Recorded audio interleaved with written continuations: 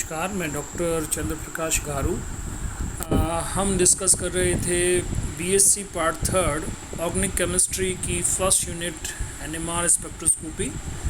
और इसमें हम पिछली क्लास में हमने एनएमआर सिग्नल की संख्या के बारे में डिस्कस किया था और हमने देखा था कि एनएमआर सिग्नल की जो संख्या है वो प्रोटोनों के प्रकार को मॉलिक्यूल के अंदर दर्शाती है। कितने प्रकार के प्रोटोन डिफरेंट इलेक्ट्रॉनिक वातावरण के अंदर उपस्थित है, इसकी संख्या या उनके प्रकारों को एनएमआर सिग्नल की संख्या के रूप में दर्शाया जा सकता है। तो हमने देखा था कि केमिकली इक्विवेलेंट प्रोटोन, रासायनिक तुल्य प्रोटोन जो होते हैं वो मैग्नेटिकली या चुंबकीय तुल्य भी होते हैं, मैग्नेटिकली इक्विवेलेंट होते हैं और मिलकर एक सिग्नल देते हैं। केमिकली इक्विवेलेंट प्रोटोन का मतलब है यदि इन प्रोटोनों का वह समूह जिसमें से किसी भी प्रोटोन को यदि प्रतिस्थापित किया जाए तो समान प्रोडक्ट यदि आपको प्राप्त होता है तो हम कहते हैं उससे केमिकली इक्विवेलेंट प्रोटोन जो एक ही इलेक्ट्रॉनिक वातावरण में उपस्थित होते हैं।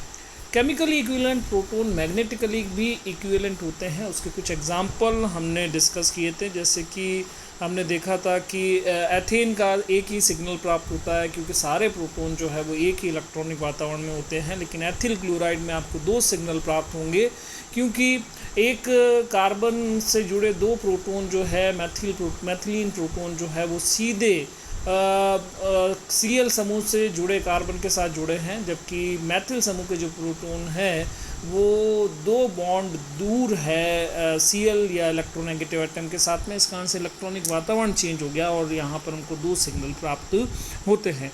इसी तरह से हमने देखा था कि केमिकली प्रोटोन, सारे के सारे केमिकली इक्विवेलेंट प्रोटोन जो है वो रासायनिक तुल्य हो, समान सिग्नल दे, तो ऐसा ज़रूरी नहीं है। हमें पता है कि प्रोटोन जो है वो हम उनको एनेंशियोट्रॉपिक प्रोटोन या प्रतिबिंब रूपी प्रोटोनों के रूप में या डायस्टीरियोट्रॉपिक प्रोटोन या विवरिम रूपी प्रोटोनों के रूप में हम उन्हें विभेदित कर सकते हैं।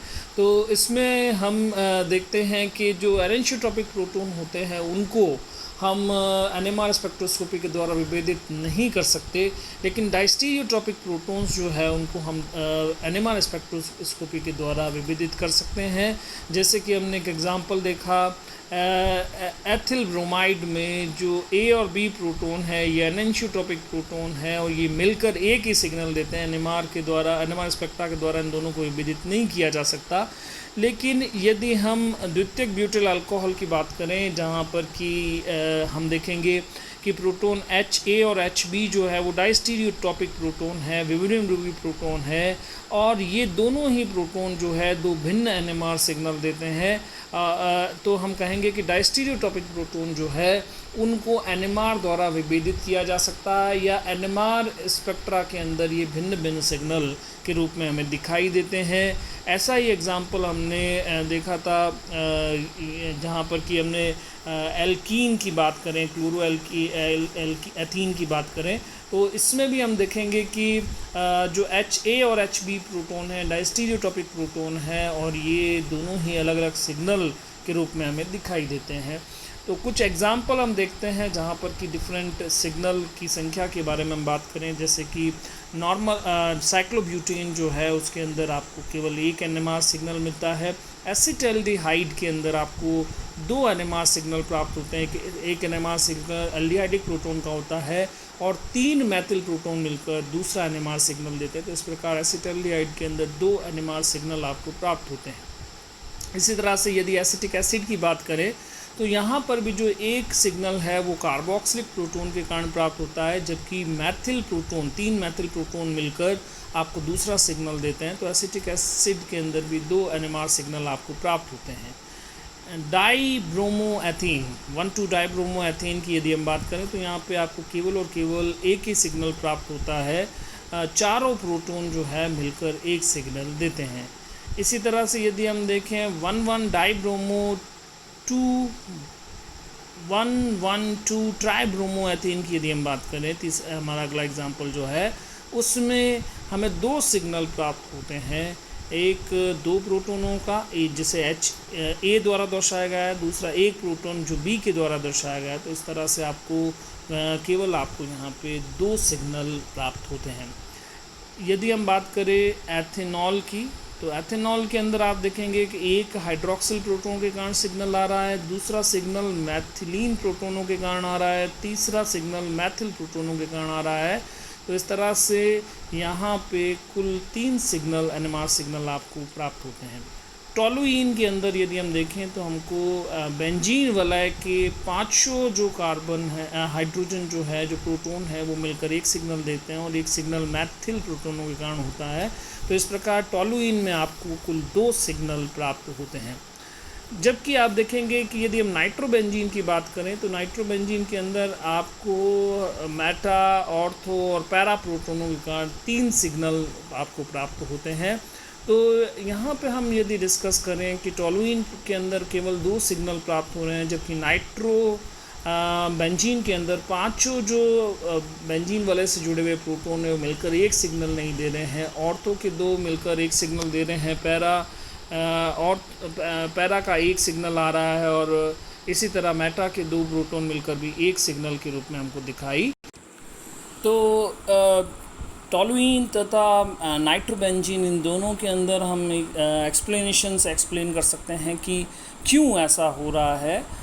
टोलुइन के अंदर मैथिल समूह जो कि एक अल्काइल ग्रुप है, अल्काइल ग्रुप बेंजीन वलय की ऑर्थो, मेटा तथा पैरा स्थितियों के इलेक्ट्रॉनिक वातावरण को परिवर्तित नहीं कर पाता।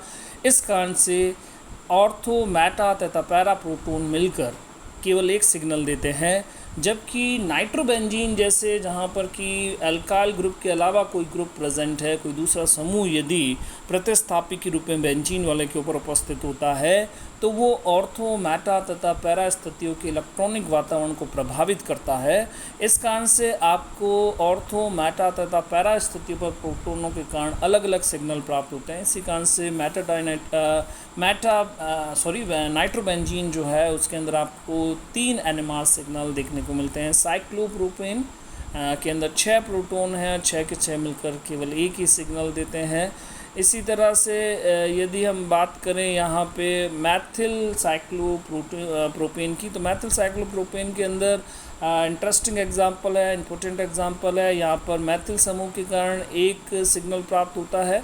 यहाँ पे आप देखेंगे कि रोटेशन हिंडर्ड है, इस कारण से एक रिजिड सिस्टम होने के कारण आप देखेंगे कि जो HA प्रोटोन है जो कि इस वलय के तल के ऊपर है वो मिलकर एक सिग्नल देते हैं। HB, 2 प्रोटोनों को HB के द्वारा दर्शाया गया है, जो तल के नीचे हैं वो मिलकर एक और सिग्नल देते हैं। और एक प्रोटॉन जो मैथिल से जुड़े कार्बन से जुड़ा है वो HC के द्वारा दर्शाएगा, तो एक सिग्नल वो देता है। तो इसमें टोटल 4 सिग्नल जो है वो आपको प्राप्त होते हैं। तो इस तरह से आप देखते हैं कि किस प्रोटॉनों की संख्या जो है वो विभिन्न इलेक्ट्रॉनिक वातावरण में उपस्थित विभिन्न प्रकार के प्रोटॉनों को दर्शाता है। तो इसी तरह से हम एग्जांपल लें क्यूमीन का। क्यूमीन के अंदर देखिए कि अल्काइल ग्रुप प्रेजेंट है, क्यूमीन एज सच पूरा अल्काइल ग्रुप है, इस कारण से आइसोप्रोपाइल ग्रुप प्रेजेंट है। तो इसके अंदर हम देखेंगे कि यहाँ पे जो ऑर्थो, मेटा और पैरा स्थितियाँ हैं वो विभेदित नहीं होगी। इस कारण से बेंजीन वलय के 5 प्रोटॉन मिलकर एक सिग्नल देंगे। 2 आइसोप्रोपाइल ग्रुप के 2 मैथिल समूह यानी कि 6 प्रोटॉन मिलकर एक सिग्नल देंगे और एक CH के कारण सिग्नल आपको प्राप्त होगा। तो इस प्रकार से आप देखते हैं कि यहाँ पे टोटल सिग्नल जो है वो HA के कारण, B के कारण और C के कारण यानी कि कुल 3 सिग्नल हमको प्राप्त होंगे। इसी तरह से मैसिटिलीन की यदि हम बात करें तो 9 प्रोटॉन जो मैथिल समूह के हैं वो मिलकर एक सिग्नल देते हैं, जबकि बेंजीन वलय से जुड़े 3 प्रोटॉन जो हैं जिनको HA के द्वारा दर्शाया गया है वो मिलकर आपको एक सिग्नल देंगे, यानी कि कुल 2 सिग्नल यहाँ पे आपको प्राप्त होंगे। फिनॉल की यदि हम बात करें तो फिनॉल के अंदर अगेन आपका जो ग्रुप है अदर देन अल्काइल है, OH ग्रुप प्रेजेंट है। तो इस कारण से ऑर्थो, मेटा तथा पैरा स्थितियाँ जो है उनका इलेक्ट्रॉनिक वातावरण परिवर्तित हो जाएगा, विभेदित हो जाएगा। इस कारण से ये ऑर्थो, मेटा तथा पैरा प्रोटॉन जो है वो मिलकर अलग अलग सिग्नल देंगे। एक हाइड्रोक्सिल प्रोटॉन का सिग्नल आपको प्राप्त होगा, तो कुल सिग्नल जो है यहाँ पे आपके 4 हो जाएंगे। इसी तरह से हम अगला एग्जांपल एसिटो एसिटिक एस्टर की हम बात करते हैं। एसिटो एसिटिक एस्टर जो है उसके अंदर हम देखते हैं कि 3 प्रकार के प्रोटॉन हैं, Ha जो कि मैथिल प्रोटॉन है, Hb मैथिलीन प्रोटॉन है और Hc अगेन मैथिल प्रोटॉन है। तो यहाँ पे जो दोनों मिथाइल ग्रुप है वो इक्विवेलेंट प्रोटॉन वहाँ पे नहीं प्रेजेंट है। इस कारण से यहाँ पे दोनों मैथिल समूह जो है वो अलग अलग विभेदित प्रोटॉन NMR सिग्नल जो है वो देंगे।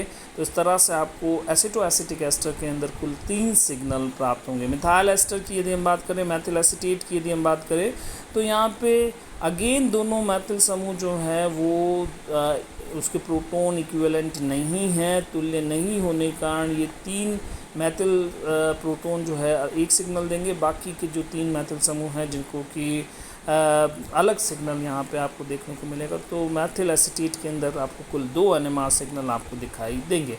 तो अगला टॉपिक जो कि बहुत इंपॉर्टेंट टॉपिक है वो कार्बन के स्केलेटन को बहुत अच्छे से एक्सप्लेन करता है, किस तरह से कितना हाइड्रोजन वहाँ पे अटैच्ड है, पार्श्व श्रृंखलाएँ क्या है, उसके बारे में हमको जिनका जानकारी प्राप्त होती है वो है चक्रण चक्रण युग्मन, स्पिन स्पिन कपलिंग तथा विपाटन स्प्लिटिंग। ये एक बहुत इंपॉर्टेंट टॉपिक है जिसको हम डिस्कस करने जा रहे हैं। तो यहाँ पे हम देखते हैं कि यदि किसी यौगिक के अंदर एडजेसेंट कार्बन, निकटवर्ती कार्बन के ऊपर तुल्य प्रोटॉन होते हैं तो वो मिलकर एक सिग्नल देते हैं, वो हमने अभी डिटेल से डिस्कस कर लिया। लेकिन यदि एडजेसेंट कार्बन के ऊपर, निकटवर्ती कार्बन परमाणुओं के ऊपर अतुल्य प्रोटॉन उपस्थित होते हैं तो उस स्थिति के अंदर आप जानते हैं कि वो दोनों प्रोटॉन जो है, जो 2 भिन्न भिन्न प्रकार के प्रोटॉन हैं, वो भिन्न भिन्न सिग्नल देते हैं। साथ ही साथ यहाँ पे इनके नाभिकीय चक्रण का युग्मन होता है, जिसे अपन कहते हैं स्पिन स्पिन कपलिंग या चक्रण चक्रण युग्मन। यानी कि एक प्रकार के नॉन इक्विवेलेंट प्रोटॉन दूसरे प्रकार के जो नॉन इक्विवेलेंट प्रोटॉन है उसके नाभिकीय चक्रण को प्रभावित करते हैं, उसके साथ वो कपलिंग शो करते हैं। और इस कपलिंग के कारण आपको जो विभिन्न सिग्नल प्राप्त हो रहे हैं वो आपको एक सिंगलेट या एकक के रूप में प्राप्त नहीं होकर वो छोटे छोटे सिग्नल्स के अंदर या शिखरों के अंदर विपाटित हो जाते हैं। इसे चक्रण चक्रण विपाटन के नाम से, स्पिन स्पिन स्प्लिटिंग या स्प्लिटिंग के नाम से इसे, या विपाटन के नाम से हम इसे जानते हैं। तो इस तरह से हम देखते हैं कि ये जो है, जैसे कि एग्जांपल हम देखें एथिल क्लोराइड के अंदर यदि हम देखें तो एथिल क्लोराइड के अंदर हम जानते हैं कि मैथिलीन प्रोटॉनों का सिग्नल एक प्राप्त होता है, दूसरा सिग्नल आपको किसके कारण होता है, मैथिल प्रोटॉनों के कारण प्राप्त होता है। और ये दोनों जो है वो एडजेसेंट कार्बन है, ये निकटवर्ती कार्बन है, एक बंध से जुड़े हुए कार्बन है। ये जो कार्बन है इनके ऊपर अतुल्य प्रोटॉन होने के कारण इनके नाभिकीय चक्रण के बीच में युग्मन होता है। और ये जो नाभिकीय चक्रण के अंदर युग्मन है, इस युग्मन के कारण मैथिल प्रोटॉनों का सिग्नल जो है वो एक क्वार्टेट के रूप में 4 शिखरों के सिग्नल के रूप में विपाटित हो जाता है। जबकि 3 मैथिल प्रोटॉनों का जो सिग्नल है वो आप देखेंगे कि 2 अतुल्य मैथिलीन प्रोटॉनों के नाभिकीय चक्रण से युग्मन के कारण ये सिग्नल जो है आपको किसमें, एक ट्रिपलेट के रूप में, एक 3 शिखरों के सिग्नल के रूप में आपको दिखाई देता है। तो इस तरह से हम देखते हैं कि नाभिकीय चक्रण युग्मन के कारण आपका सिग्नल जो है वो विपाटित हो जाता है, उसके अंदर स्प्लिटिंग हो जाती है। इसे चक्रण चक्रण युग्मन या स्पिन स्पिन स्प्लिटिंग के नाम से जाना जाता है। ये जो नाभिकीय चक्रण के बीच में युग्मन होता है ये स्पेस के थ्रू नहीं होता, अंतरिक्ष के थ्रू नहीं होता, ये इंटरवेनिंग इलेक्ट्रॉनों के थ्रू होता है। इंटरवेनिंग इलेक्ट्रॉनों के यानी कि कार्बन हाइड्रोजन बंध जो है उसके इलेक्ट्रॉनों का प्रभाव कार्बन कार्बन बंध के ऊपर आता है, उसका एक प्रभाव जो है आपको नॉन इक्विवेलेंट कार्बन हाइड्रोजन प्रोटॉनों के ऊपर दिखाई देता है। तो इंटरवेनिंग इलेक्ट्रॉनों के बीच में अंतर जो बंधित इलेक्ट्रॉन है उनके थ्रू जो ये नाभिकीय चक्रणों के बीच में युग्मन होता है। स्पेस के थ्रू आपके चक्रण का युग्मन जो है वो नहीं होता है। निकटवर्ती एक प्रोटॉन का नाभिकीय चक्रण बाह्य चुंबकीय दिशा में हो सकता है अथवा उस नाभिकीय चक्रण द्वारा बाह्य चुंबकीय क्षेत्र का विरोध किया जा सकता है। अतः निकटवर्ती प्रोटॉन का परिरक्षण अथवा विपरिरक्षण हो सकता है।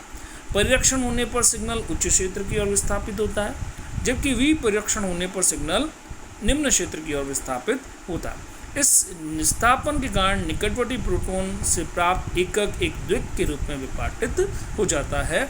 जैसा कि हम देखते हैं 112 ट्राइब्रोमो एथीन के अंदर जो सिग्नल है वो उसमें CH प्रोटॉन का जो सिग्नल है वो एक ट्रिपलेट के रूप में प्राप्त होता है, जबकि CH2 प्रोटॉन का जो सिग्नल है वो आपको एक डबलेट के रूप में दिखाई देता है।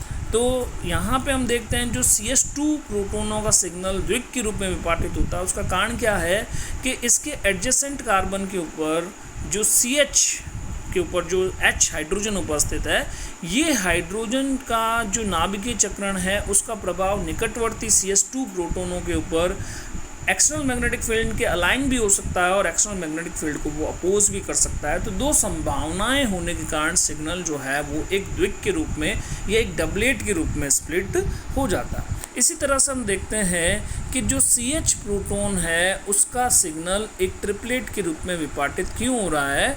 तो यहाँ पे भी तीन संभावनाएं हैं कि जो निकटवर्ती दो प्रोटॉन है, दो नॉन इक्विवेलेंट प्रोटॉन जो प्रेजेंट है, उन दोनों का जो नाभिकीय चक्रण है बाह्य चुंबकीय क्षेत्र की दिशा में हो सकता है, पहले का दिशा में, दूसरे का अपोजिट दिशा में हो सकता है, या पहले का अपोजिट तथा दूसरे का विपरीत दिशा में हो सकता है। तीसरी संभावना है कि दोनों ही प्रोटॉनों के नाभिकीय चक्रण जो है बाह्य चुंबकीय क्षेत्र का विरोध कर सकते हैं। तो यहाँ पे कुल तीन संभावनाएं हैं। तीन संभावनाओं के कारण यहाँ पे आप देखते हैं कि सिग्नल जो है वो एक ट्रिपलेट के रूप में विपाटित हो जाता है।